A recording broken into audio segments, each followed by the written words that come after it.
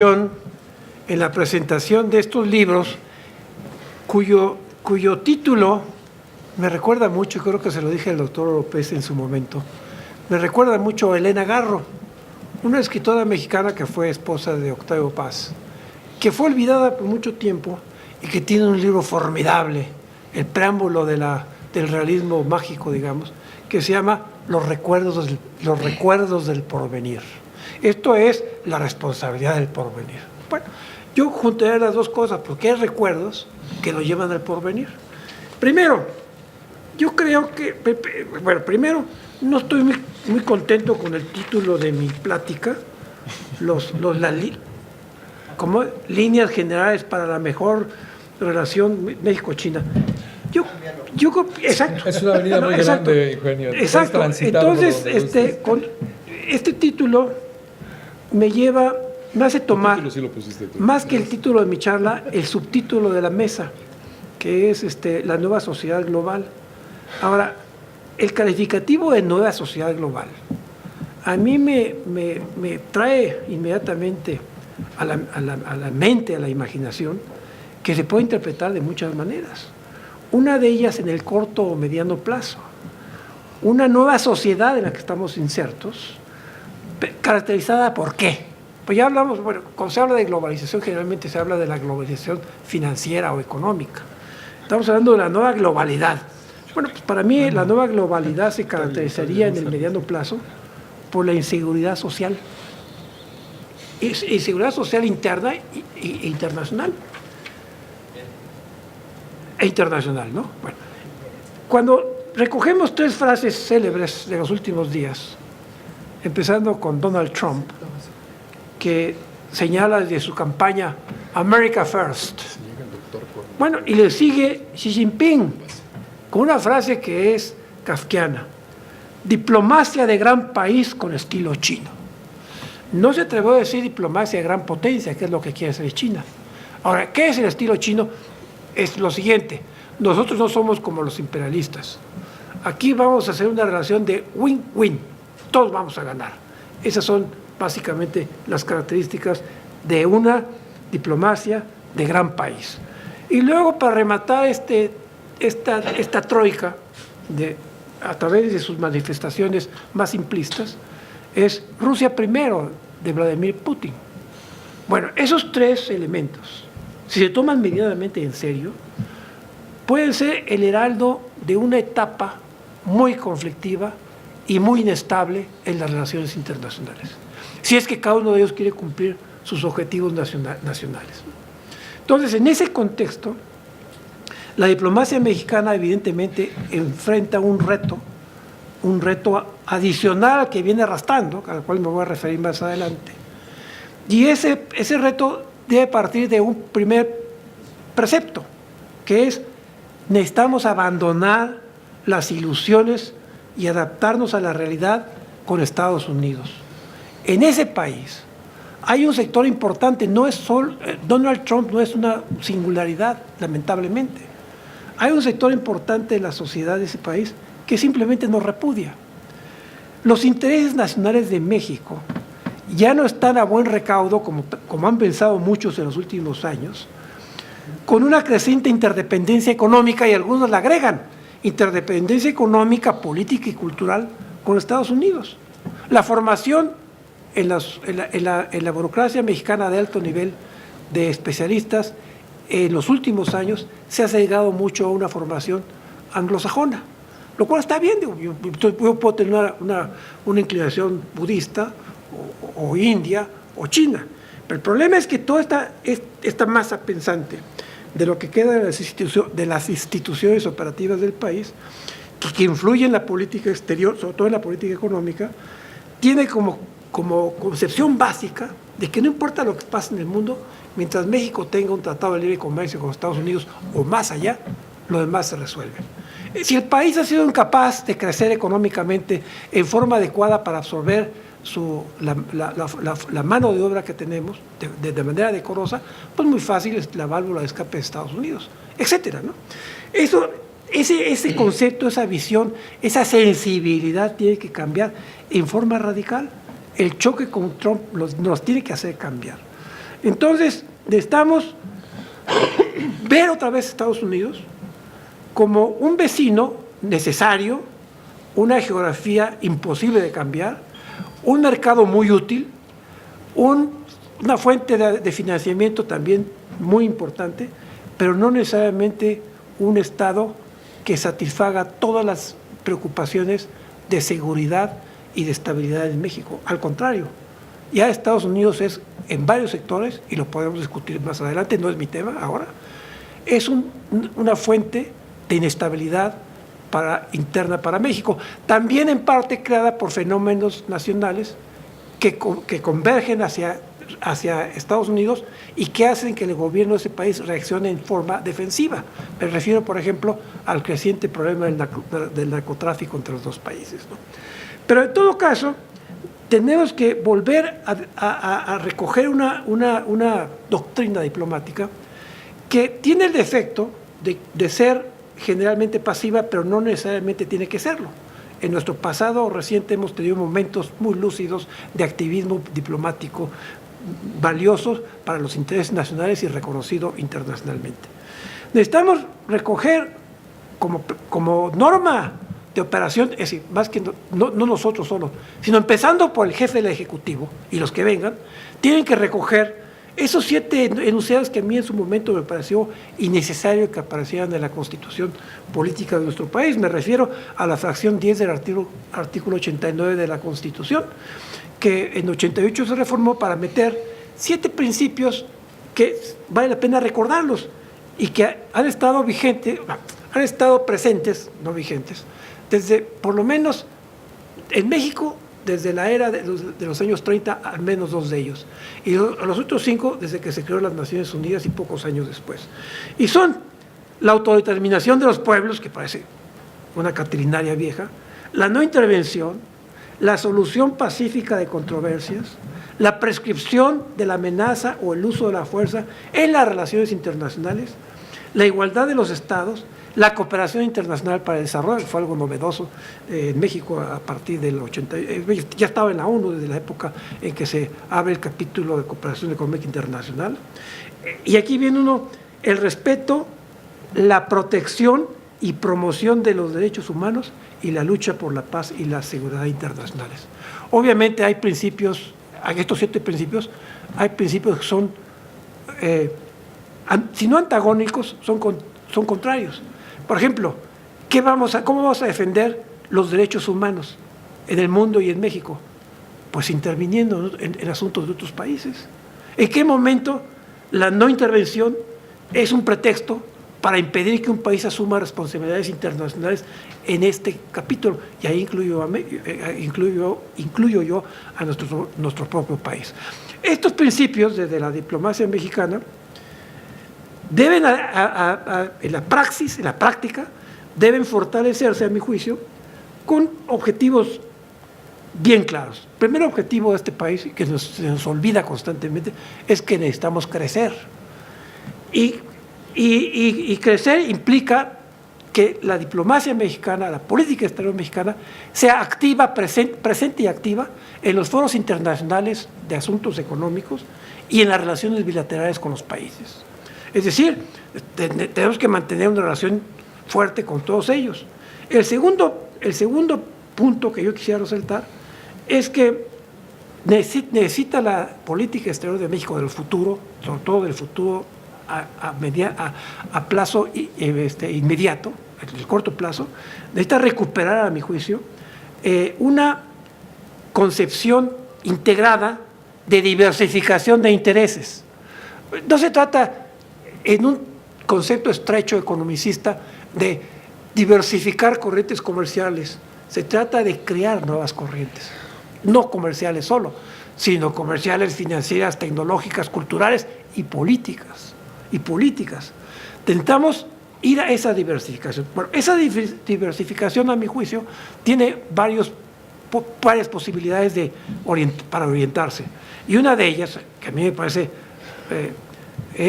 ya se habló de América Latina, es nuestro territorio, pero la otra es Asia del Este, que es la región más dinámica de la economía mundial. Hace ya varios años que, por ejemplo, China sola contribuye hasta el año 2016 contribuía con un 16-17% del crecimiento anual.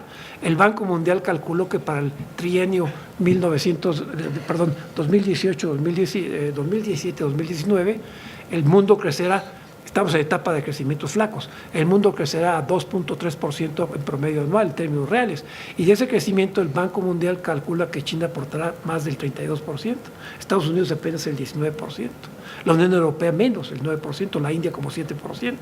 Entonces necesitamos reorientarnos hacia esas zonas que, a pesar de las enormes diferencias que tenemos con ellas, son centros muy dinámicos.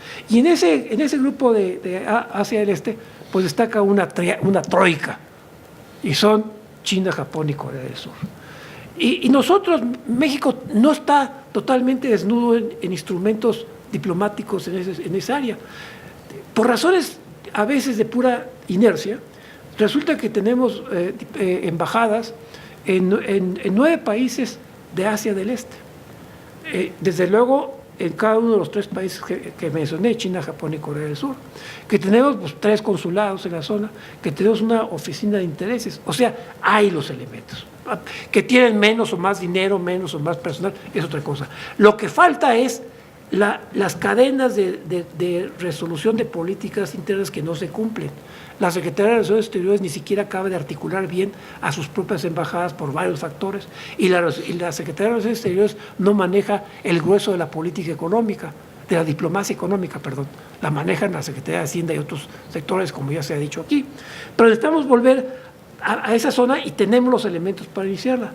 La relación con China, que es la que se me pidió que hablara, primero es la segunda relación más antigua de México país con, y voy a usar el término preciso geográfico, que no es Asia del Este, sino Asia Oriental.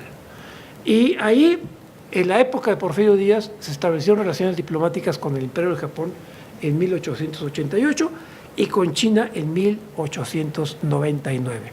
Es decir, con ese país que se llama China, tenemos 119 años de relaciones, con sus altibajos, con sus breves interrupciones, algunas más largas, como la Segunda Guerra Mundial. De esos 119 años, con la República Popular China, tenemos poquito más de 46 años de relaciones. Pero la República Popular China es también relativamente nueva, va a cumplir apenas en octubre 69 años. O sea, no estamos tan alejados como se pensaría a primera vista. Y se piensa que estamos muy alejados porque se argumenta, quizá con razón, o más o menos, en algunos casos más, en otros casos menos, porque en México no se ignora a China. Sí, bueno, no en México, en el gobierno y en grandes sectores de la población se ignora. Pero existe esa posibilidad, ese vínculo para utilizarlo y para llevar esa relación con la China popular ahora y con la China ancestral hacia nuevos rumbos. Otro elemento, ya en estos momentos la República Popular China es el segundo socio comercial de México. Claro, es porque es el principal proveedor después de Estados Unidos de México. La relación es muy asimétrica, la comercial, pero puede corregirse con flujos financieros. Y en términos políticos, curiosamente, todos los gobiernos de México, desde el gobierno del presidente Luis Echeverría Álvarez, que fue el que estableció relaciones con la República Popular en febrero de 1972, desde ese presidente hasta la fecha, hasta la actual, todos los presidentes mexicanos han ido a China popular, todos, a visitas de Estado. Unos con mayor sentido que otros, unos con cierto sentido de continuidad, otros con ninguno. Pero hay una inversión política importante. A eso agréguenle ustedes que la posición de China popular en el mundo, frente al mundo, ha tenido 2 grandes cambios a mi juicio. Uno, la primera etapa, la etapa revolucionaria, que es cuando México no quiso tener relaciones con China popular, aunque se intentaron en tres momentos, porque simplemente por los efectos de la Guerra Fría y porque la República Popular seguía una diplomacia abiertamente declarada de pueblo a pueblo, es decir, una diplomacia ideológica. Yo cuando entregué credenciales en agosto de 72, tenía instrucciones de decirle al presidente en turno, presidente interino, porque estaba en caos la presidencia de China, de reclamarle, porque años atrás, de agosto del 72, el gobierno chino había permitido que un grupo de estudiantes mexicanos cooptados en la Universidad Patrice Lumumba de Moscú pasasen por territorio chino para irse a entrenar como guerrilleros a Corea del Norte. Y el reclamo mexicano fue: no vamos a permitir que ocurra nunca más eso. La respuesta del presidente en turno, Tung Ping-wu, fue muy sencilla. Ya se acabó ese periodo, señor. Ya lo dijimos en las Naciones Unidas. De aquí en adelante las relaciones de China con el mundo son de Estado a Estado. En septiembre de 73 confirmarían ese dictum con algo que no le gustó a mucha gente de México, y fue que le dan el golpe de Estado a Salvador Allende. ¿Y qué hace el gobierno de Chino? Soluciones de continuidad, y continúa con Pinochet. Esa era la mejor garantía política para aquellos que todavía tenemos miedo de la infiltración y la subversión ideológica de China comunista, que se había acabado. Se acaba en los últimos años de la vida de Mao. El segundo gran periodo de los chinos de posesión, de cambio, pues es la apertura económica. Apertura económica brutal. Y es una apertura económica que lleva a la República Popular a colocarse como la segunda economía más grande del mundo, y en camino a ser muy pronto la primera. Pero no solo en términos de valor del Producto Interno Bruto, sino en términos incluso cualitativos. Los esfuerzos que están haciendo y el proyecto que tienen de largo plazo los gobernantes chinos es muy claro lo que quieren ser potencia mundial. Bueno, entonces, viendo esas dos etapas, yo diría que México hizo una gran inversión política en los primeros 10 años de la República Popular. La embajada que a mí me tocó encabezar, la primera embajada, porque fui 2 veces embajador en China, que fue de 72 a 75, era una de las embajadas, y les puedo decir por qué, más importantes para los chinos del mundo, no solo de América, del mundo. Con Estados Unidos no habían logrado establecer relaciones diplomáticas a pesar del viaje de Nixon a ese país por el problema de Taiwán. Las establecerían hasta el año 79 con el presidente Carter. Entonces México era la atalaya de los chinos más importante en América.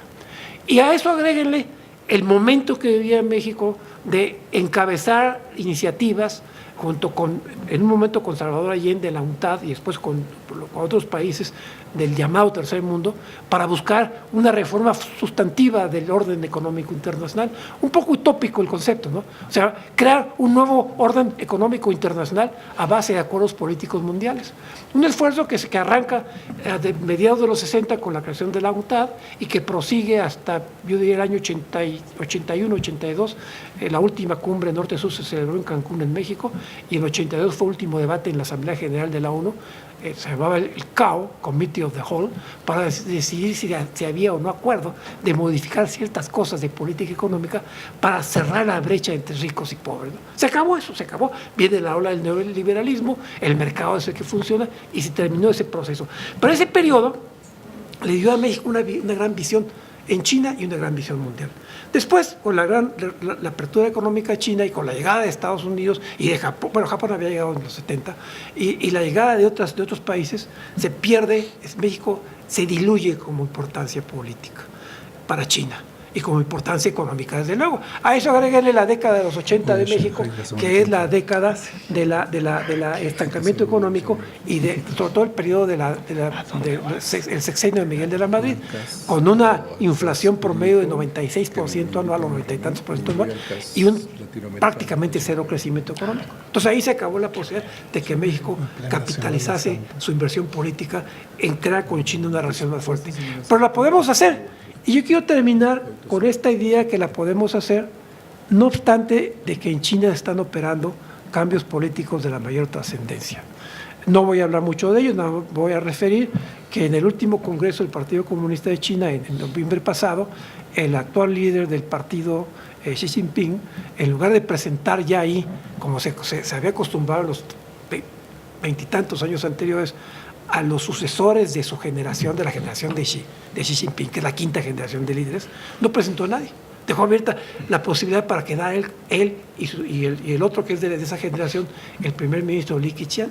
Y eso lo remata, ese mensaje lo remata ahora en marzo con el recién terminado Congreso de la Asamblea Popular Nacional, que en teoría es el órgano supremo de China, en práctica es el Partido Comunista.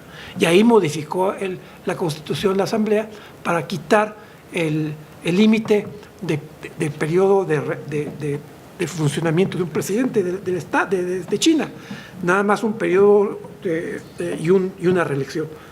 Se quedó abierto. Entonces, todo parece indicar, eso y otros factores, parecen indicar que Xi Jinping pretende regresar al periodo pre-Deng Xiaoping, que fue el que trató de innovar las instituciones chinas, de crear un imperio de la ley, pero de la ley establecida por los propios chinos comunistas de los años 50. No estaban inventando, no estaban copiando a Occidente, estaban regresando a lo que habían hecho ellos junto con Mao Zedong en 54 y en 56, que después Mao desmanteló. Entonces, eso ahora sí, estas medidas de Xi falta que se ejecute, apenas las ha tomado, sería un retroceso, una regresión política hacia los años de Mao, digamos. Bueno, eso diría uno, bueno, eso que nos interesa a nosotros, pues no, que no la no intervención. No, es que la doctrina política es un principio que debe seguir un presidente para hacer una práctica política. Pero la práctica política no implica que uno tenga cuidado con qué personajes nos vamos a entender.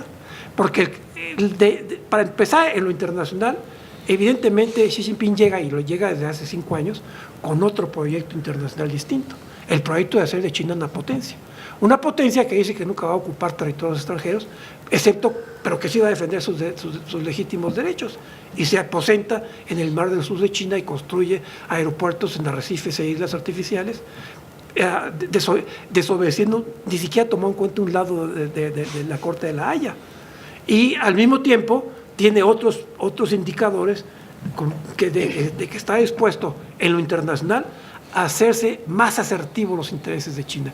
Y hay ciertos elementos. Hasta ahora, la República Popular China, que recupera el asiento de China en octubre de 71 de la ONU, del país llamado China, se había caracterizado por ser una potencia pro statu quo. Nunca quiso modificar nada, excepto ciertos principios.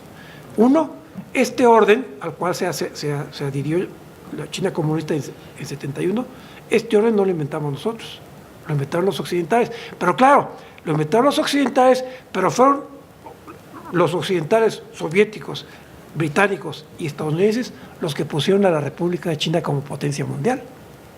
O sea, no que no se beneficiara. La República de China llega por las conferencias de la guerra a ocupar en la conferencia de Humberto Knox de 44 y luego en San Francisco uno de los 5 asientos de los miembros permanentes del Consejo de Seguridad. China, la República de China, país pobre en desarrollo, muy arruinado por la guerra civil, surge después de la guerra mundial como potencia mundial. Así, potencia mundial política. Y ahora es una potencia mundial no solo política, sino real.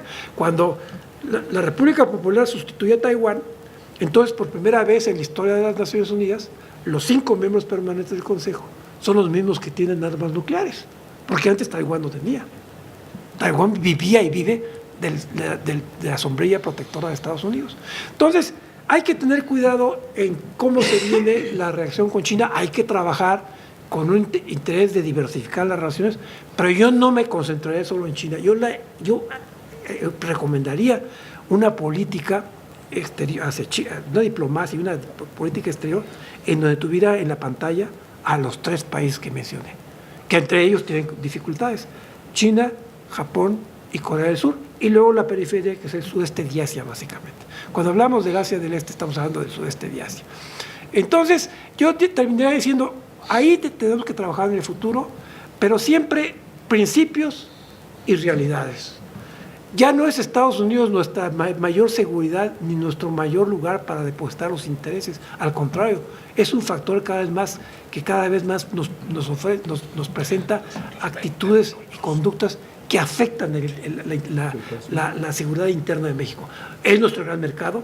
Vamos a tener que seguir trabajando con ellos fuertemente y con Canadá. Hay que trabajar con América Latina, pero China, Japón y Corea del Sur tienen que ser, en mi opinión, el objetivo de diversificación más importante y más viable que tiene México para el mediano plazo. Gracias.